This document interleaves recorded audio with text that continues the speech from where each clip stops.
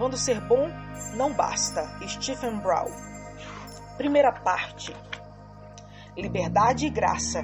O acorde perdido. Capítulo 1. O riso de Deus. Um som inesperado. Evangelho de Lucas, capítulo 2, versículo 8 ao 11. Havia naquela mesma região pastores que viviam nos campos e guardavam o seu rebanho durante as vigílias da noite.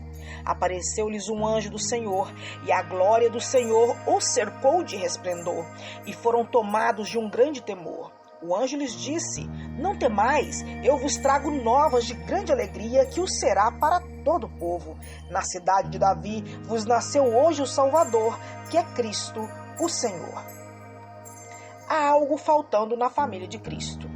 Esse algo não significa que não estejamos nos empenhando nas coisas certas, que não nos importamos com isso.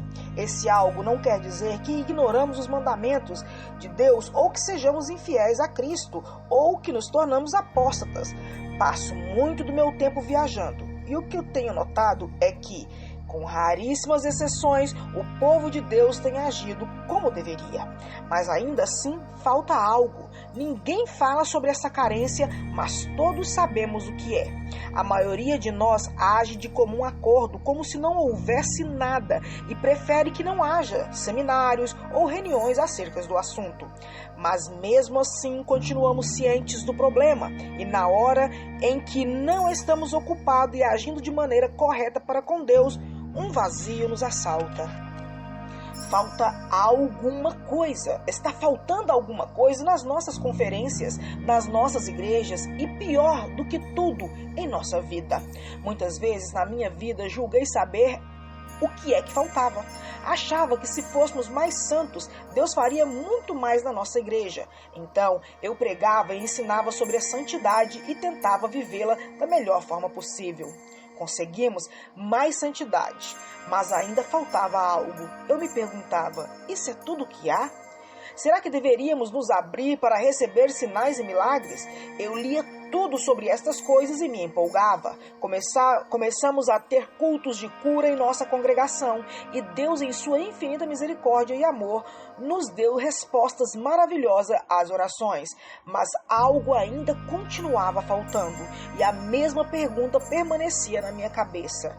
Isso é tudo?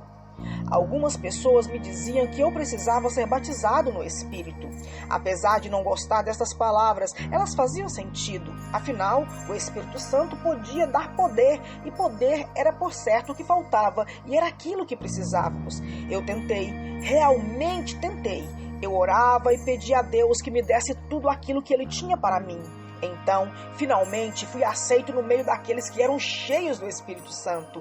E havia honestidade em tudo. Afinal, éramos família e sabíamos disso porque éramos cristãos cheios do Espírito Santo de Deus. Mas na medida da nossa honestidade, com frequência perguntávamos, isso é tudo?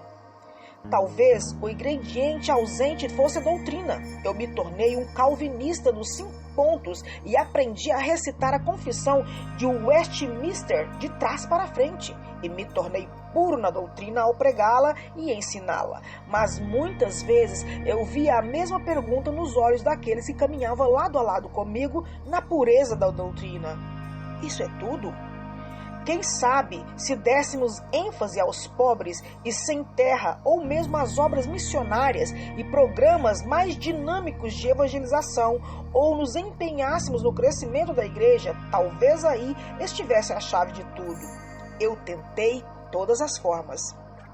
Mas, quando cansados, e quase sempre estávamos cansados, lá estava a mesma pergunta. Isso é tudo? Estou escrevendo este livro depois de longa busca, não porque eu finalmente descobri o segredo atrás do segredo, mas porque quanto mais velho eu fico, mais percebo que Jesus veio para libertar seus prisioneiros. Quanto mais penso e ando nessa liberdade, mais descubro a grande alegria de segui-lo. Sou apenas um mendigo dizendo a outro onde achei o pão. Muitas vezes este mendigo continua faminto, mas pelo menos ele sabe aonde encontrar o pão. Não me interprete mal. Continuo a crer que Cristo chama seu povo à santidade. Continuo a crer que o Espírito de Deus é a grande fonte de poder. Continuo a crer que a doutrina é de suma importância e que missões, evangelizações e compaixão são essenciais para o crescimento espiritual daqueles que creem. Há pouco tempo encontrei algo que a maioria de nós, inclusive eu, havia perdido: o riso que vem da liberdade que Cristo nos dá. Este livro trata desse riso e foi escrito para aqueles que por longo tempo não têm sentido que as boas novas são realmente boas novas.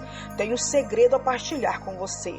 Quando estive trabalhando neste livro, muitas vezes tarde da noite ou bem cedo pela manhã, eu parava para descansar e pensar.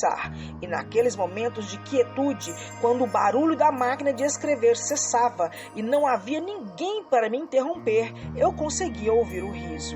Então sabia o que estava faltando. O riso contagiante. Quando Jesus veio ao mundo, alguma coisa nova aconteceu.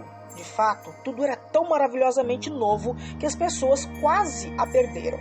Elas não esperavam por isso. Deus riu, não um riso de cinismo, julgamento, escárnio ou sarcasmo, mas um riso livre, contagiante, radiante, de soberano Senhor do universo.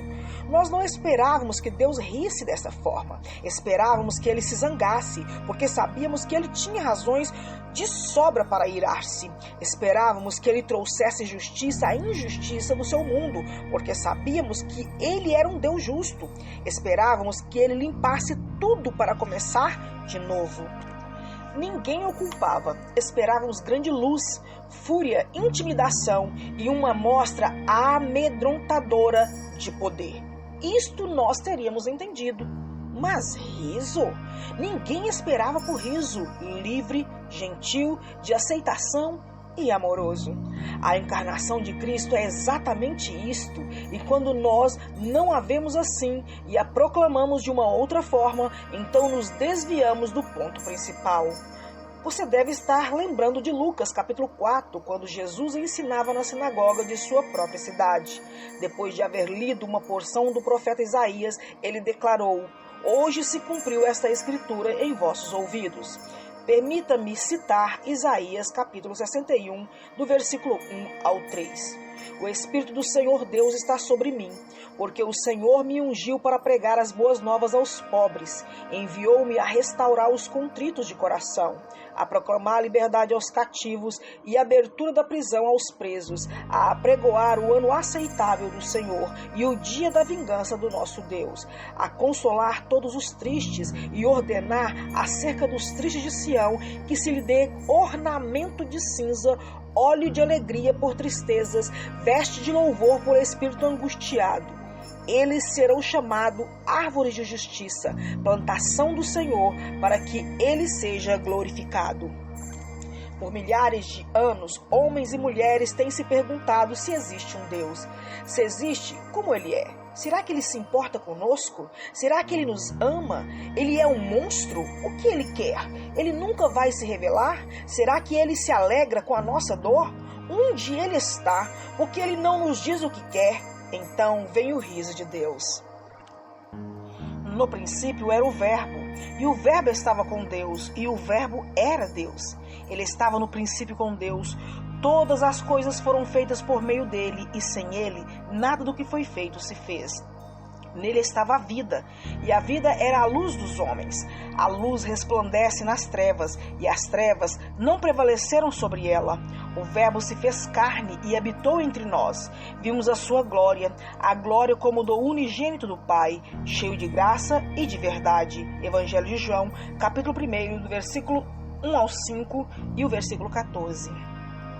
Agora, começamos a perceber o que Deus estava fazendo na encarnação. Ele estava dizendo: você, povo, faz tudo errado, porque Jesus ficava tão furioso com os fariseus e escribas, porque ele tinha tido muitos problemas para que eles conhecessem o perdão, a aceitação e a liberdade, e eles continuavam agindo mal. Toscanini desculpou-se perante sua orquestra por ter sido irado na seguinte forma: o problema é que Deus sempre me diz como a música deve ser tocada e vocês se intrometem no meio. Jesus falou a mesma coisa aos líderes religiosos de seus dias. O Pai me diz como a música deve ser tocada e vocês se intrometem no meio. Os cristãos genuínos devem rir muito. Na realidade, os cristãos são os únicos no mundo que podem rir, porque Deus riu em primeiro lugar e o seu riso é contagioso. Um dos sinais mais seguros da presença de Deus entre o seu povo é o riso. Deixe-me mostrar as razões. O riso que perdoa. Em primeiro lugar, riso e perdão andam juntos. Jesus morreu por todos os pecados numa cruz. Ele foi nosso substituto, o Cordeiro de Deus que carregou a pena por nós. Mas este, havendo oferecido para sempre um único sacrifício pelos pecados, assentou-se à destra de Deus. Daí por diante espera que os seus inimigos sejam postos por estrado dos seus pés, porque com uma só oferta aperfeiçoou para sempre os que estão sendo santificados. Hebreus capítulo 10, do versículo 12 ao 14. O que significa isso? Significa que você está protegido e que ninguém se lembra de suas dívidas. No início do meu ministério, aconselhei uma senhora que havia sido infiel ao seu marido por 20 anos antes. Por anos, aquele pecado a perseguiu. Foi comigo que ela desabafou pela primeira vez. Depois de conversarmos e orarmos, eu a aconselhei a contar tudo ao seu marido. A propósito, este não é o meu conselho habitual. Eu assim o fiz, por conhecer o marido e saber que após o choque inicial, esta atitude iria fortalecer o casamento. Embora não lhe fosse fácil, ela prometeu que iria contar-lhe. Pastor, disse ela, confio bastante no Senhor para fazer o que está me pedindo. Mas se não der certo, vou culpá-lo por isso. Pronunciou essas palavras sem esboçar nenhum sorriso. Então comecei a orar seriamente. Eu oro melhor sob pressão, quando estou com medo. Pai, eu orei. Se eu lhe dei um mau conselho, perdoa-me e esclarece-me o meu erro. Quando eu a encontrei no dia seguinte, ela parecia 15 anos mais nova. O que aconteceu? Perguntei-lhe. Quando eu lhe contei, ela exclamou. Ele me respondeu que já sabia de tudo há 20 anos e que estava apenas esperando que eu lhe contasse para que ele pudesse me dizer o quanto me amava. E então ela começou a rir. Ele havia me perdoado há mais de 20 anos atrás e eu, por todos estes anos, vinha carregando esta culpa sem nenhuma necessidade. Talvez você seja como esta mulher que tinha sido perdoada e não sabia. Vamos continuar falando sobre pecado e culpa neste livro.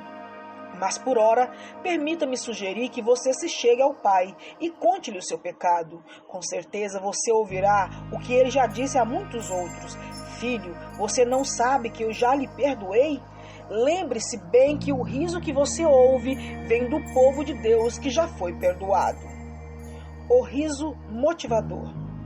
Não só riso e perdão andam juntos, mas também riso e motivação andam juntos.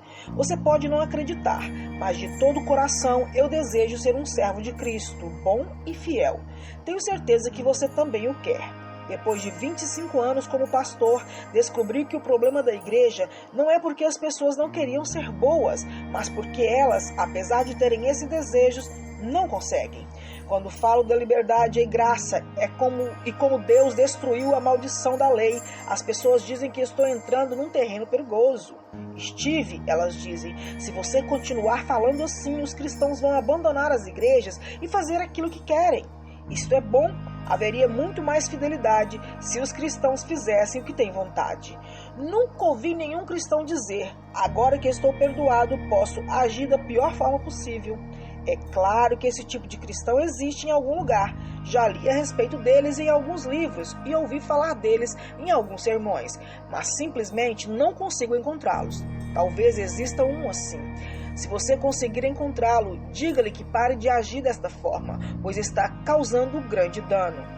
Quando Santo Agostinho declarou, ame a Deus e faça aquilo que lhe agrada, ele se aproximava do segredo de Deus para se viver a vida cristã. Não querendo ser presunçoso ao corrigir Agostinho, permita-me dizer que ele estava errado. Ele deveria ter dito, Deixe que Deus o ame de modo profundo e completo e então faça aquilo que agrada a você. O problema não é aquilo que nos agrada. O fato de Deus ter nos amado tão profunda e completamente tem nos motivado como cristãos a agradar a Ele. O problema é que nós muitas vezes falhamos nos nossos esforços para ajudá-lo. Será que isso não é ruim?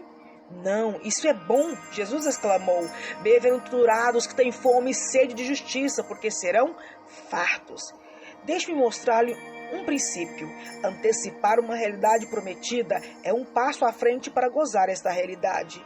Jesus prometeu que se você tem fome e sede de bondade, você vai ser bom até certo ponto. Ele prometeu, e porque todas as suas promessas são cumpridas, você já pode regozijar-se como se já fosse bom. Se você sabe que vai conseguir alguma coisa, já de antemão pode se alegrar com isso. Eu prometi a mim mesmo que depois de escrever mais 2 páginas deste livro, iria à geladeira pegar uma taça de sorvete. Quando penso no sorvete, a máquina de escrever torna-se suportável. Eu já tomei o sorvete? Ainda não. Ele está na geladeira. Sim, eu já verifiquei isto. E ele é meu? Não, mas vai ser. O fato de que o sorvete será meu me traz uma sensação de alegria. Esta pequena ilustração nos mostra a posição exata de um cristão que tem o desejo de ser bom. Os evangélicos estão sempre discutindo sobre a certeza da salvação.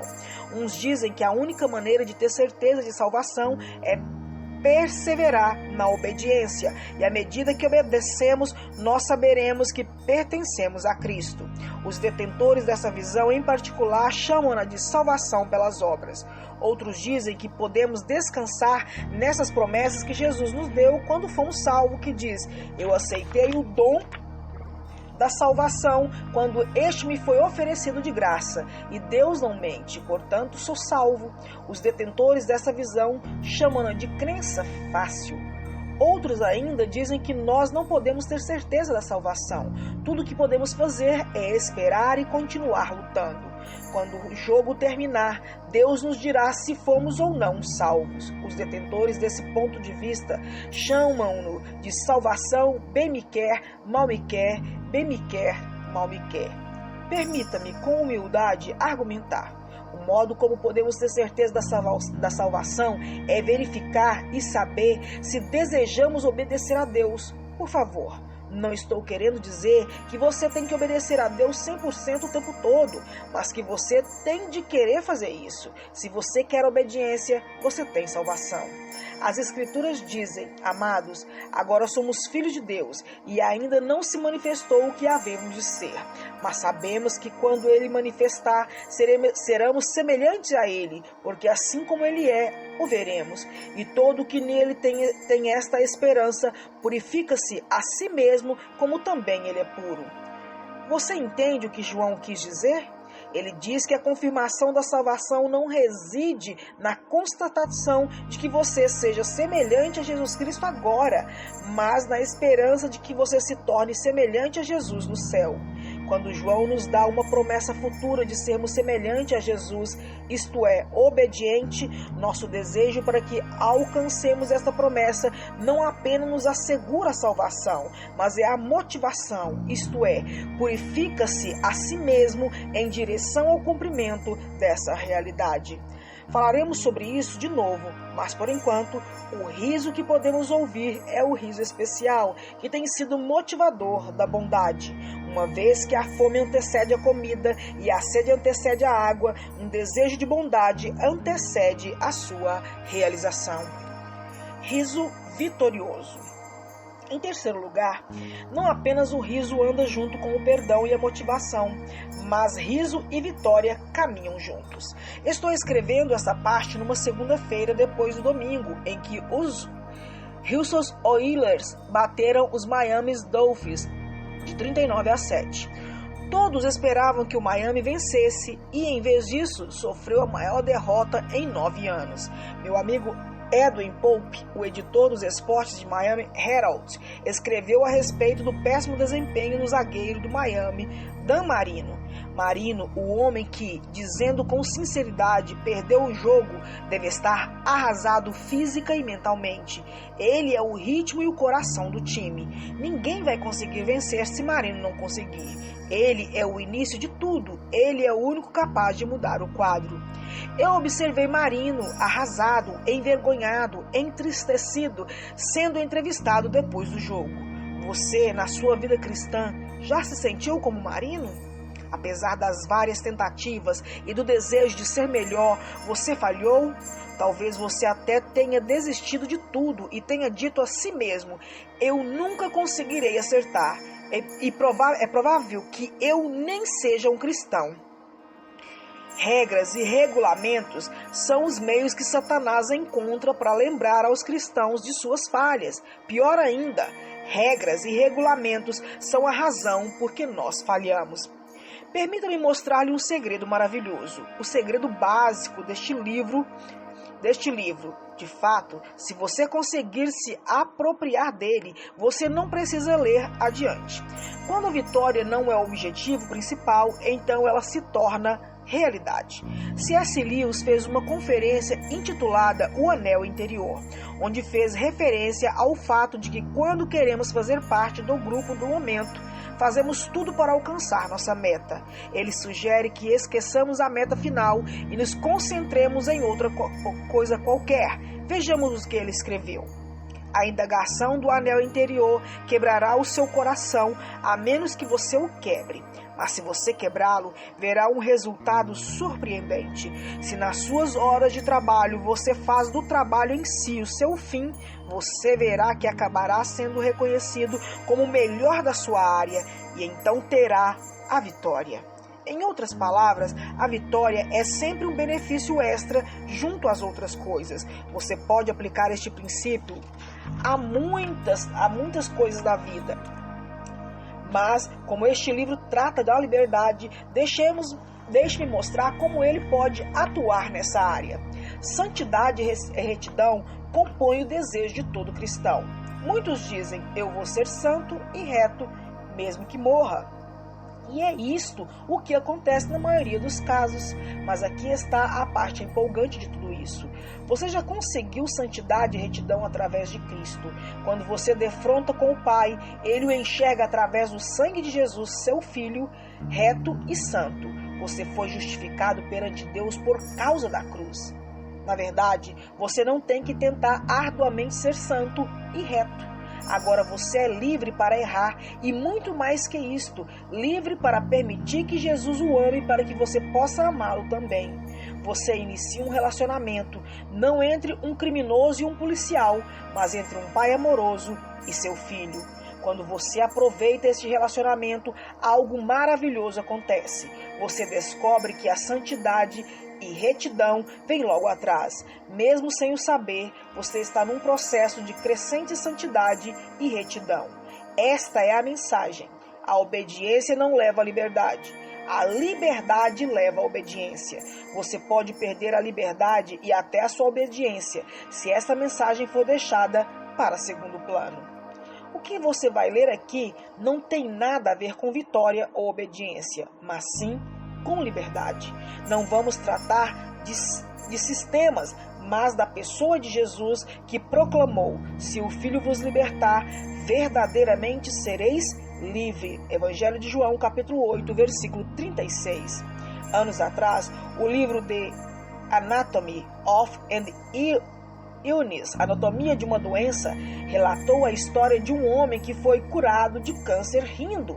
Ele assistia a filmes engraçados, lia livros engraçados e ouvia comediantes engraçados. Por fim, ele se viu livre da doença.